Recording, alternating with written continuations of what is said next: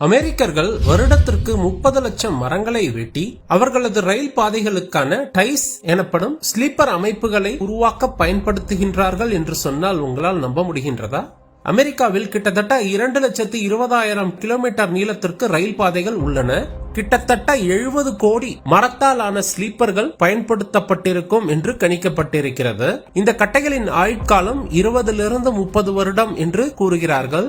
அமெரிக்காவில் வெறும் ரயில் பாதைகளில் ஸ்லீப்பர்களுக்கு மட்டுமல்லாமல் ரயில் நிலைய கட்டிடங்கள், பாலங்கள், மின்சார கம்பங்கள், தொலைத்தொடர்பு கம்பங்கள் என்று அனைத்தையுமே மரத்தால் உற்பத்தி செய்கிறார்கள். நீங்கள் கேட்கலாம், இவ்வளவு மரங்களை அமெரிக்கா வெட்டினால் அந்த நாட்டில் காடுகளே இருக்காதே என்று.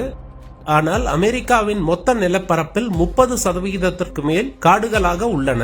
அதனால் இவர்களால் கான்கிரீட்டை விட குறைந்த விலையில் இந்த ஸ்லீப்பர்களை நிறுவ முடிகின்றது. இதன் எடை குறைவாக இருப்பதனால் கையாளுவதும் எளிதாக இருக்கின்றது. வெறும் ஆணிகள் மட்டும்தான் பயன்படுத்தப்படுகின்றது.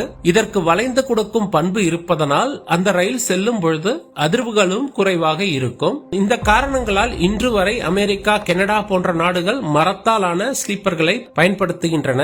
உங்களுக்கு ஒரு சந்தேகம் வரலாம், எப்படி 20 வருடங்கள் தரையில் கிடக்கும் ஒரு மரத்தால் தாக்குப்பிடிக்க முடியும் என்று. இதற்கு பின்னே ஒரு அறிவியல் இருக்கின்றது. அதனை அடுத்த வீடியோவில் பார்ப்போம். அறிவியலில் ஆர்வம் இருந்தால் இந்த Facebook பேஜை ஃபாலோ பண்ணிக்கோங்க.